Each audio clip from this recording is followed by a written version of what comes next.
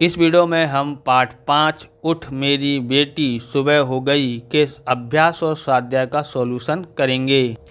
तो अभ्यास देखते हैं। पहला प्रश्न है, निम्नलिखित प्रश्नों के उत्तर दीजिए। उसका पहला है, सुबह हो जाने पर कवि किसे जगा रहा है? तो उत्तर है, सुबह हो जाने पर कवि अपनी नन्ही बेटी को जगा रहा है। दूसरा है, कवि ने किससे अपनी बिटिया की सहेली कहा है? तो उत्तर है, कवि ने हवा को अपनी बिटिया की सहेली कहा है। तीसरा है, उसने धूप को क्या कहा है? तो कवि ने धूप को बंदर कहा है।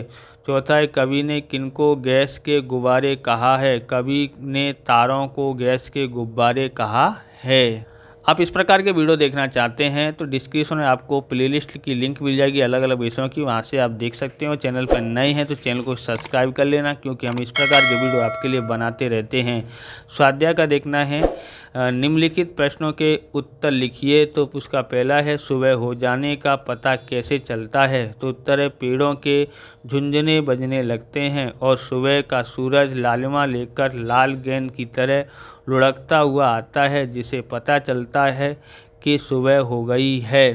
तो आप लाइक करने के बाद अगर आपको हाइप का बटन दिखाई देता तो आप हाइप भी कर दीजिए। हमको सपोर्ट आप जितना ज़्यादा करेंगे उतना हमारे के लिए सही रहेगा, क्योंकि हमको डिजिटल बोर्ड ख़रीदना है। तो आप हमको इस तरह से लाइक, शेयर, कमेंट, सब्सक्राइब और दबा के करते रहिए। दूसरा देखते हैं, पेड़ों के झुंझुने के विषय में कवि की कल्पना समझाइए। तो उत्तर, कवि की कल्पना में हवा के झोंकों से हिलते पेड़ महज वनस्पति नहीं, बल्कि वे बेटी को जगाने के लिए बज रहे प्रकृति के सुंदर और संगीतमय झुंझुने हैं। तीसरा, सुबह होने पर टीलों की हालत कैसी हो गई?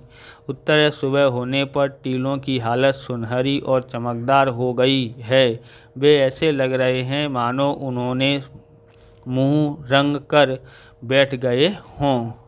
चौथा देखते हैं, कवि ने तस्वीर को किताब के अंदर कैसे फैलने का क्या कारण बताया है? उत्तर है, झरने में नहाकर आई भीगी हवा, सुबह की ओस और नमी के गीले स्पर्श के कारण तस्वीरों की किताब में रंग फैल गए हैं।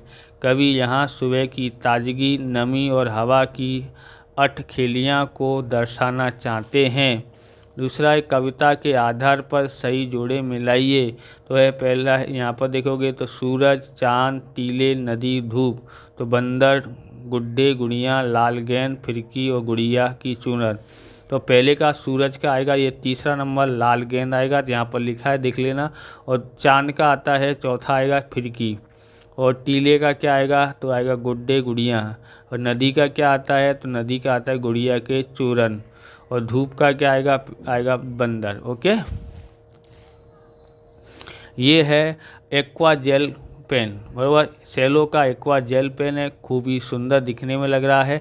तो सुंदर है और साथ में लिखने में भी अच्छा है। तो आप इस पेन को चेकआउट करना चाहते हो तो डिस्क्रिप्शन में लिंक दी है या वीडियो के नीचे लिंक दी है, वहाँ से आप इस पेन को चेकआउट कर सकते हैं या खरीद सकते हैं।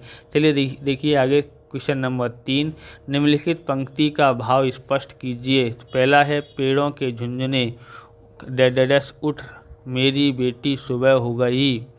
तो उत्तर, कवि सर्वेश्वर दयाल सक्सेना अपनी नन्ही बेटी को जगाते हुए कहते हैं कि पेड़ों के झुंझुने बजने लगे हैं। भोर सूरज लालमा लिया हुआ लाल गेंद की तरह लुढ़कता हुआ आ रहा है। उठ बेटी सुबह हो गई है। दूसरा, तेरे साथ थककर देख तो कितना रंग फैल गया। तो उत्तर है, कवि सर्वेश्वर दयाल सक्सेना कहते हैं कि बेटी तेरे साथ थककर तेरी सहेली हवा जो सोई थी वह जागकर झरने में नहाकर गीले हाथों से तेरी किताब की तस्वीर को छू रही है। देख सूरज की कितनी लालिमा फैल गया है। उठकर देखो धूप रूपी बंदर छत की मुंडेर पर बैठकर बिस्कुट खा रहा है। उठ मेरी बेटी सुबह हो गई है। अगला देखते हैं, चौथा, सूचना के अनुसार उत्तर दीजिए। पहला है, नीचे दिए गए शब्दों के पर्यायवाची शब्द काव्य में से ढूंढकर लिखिए। पहला है दिनकर यानी सूरज, दूसरा है पवन यानी हवा, तीसरा है प्रातः यानी सुबह, चौथा है सखी यानी सहेली। दूसरा, नीचे दिए गए शब्दों के दो दो पर्यायवाची शब्द लिखिए। पहला है सुबह, सुबह यानी भोर, प्रातः प्रभात सवेरा। दूसरा है आँख, आँख का नयन, नेत्र लोचन चक्षु होता है। तीसरा नदी, नदी यानी बारिधि, सरिता तरंगिणी सलिमा होता है। पांचवा बेटी यानी पुत्री, नंदिनी तनुजा कन्या होता है।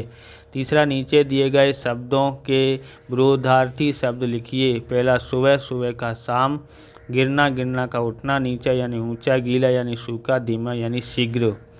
चौथा, समान प्रास वाले शब्द इस काव्य में से ढूंढकर लिखिए। उदाहरण, गुब्बारे यानी तारे, फिसलती यानी लुढ़कती, हिलमिल यानी झिलमिल, दिनमान यानी जिन, लड़कियां यानी थपकियां, बहाकर यानी नहाकर होता है। तो इस प्रकार से ये वीडियो पूरा होता है। अगर आपको हमारा वीडियो अच्छा लगे तो लाइक करें, शेयर करें, कमेंट करें। चैनल पर नए हैं तो चैनल को सब्सक्राइब करें। मिलते हैं नेक्स्ट वीडियो में। जय हिंद, जय भारत, वंदे मातरम।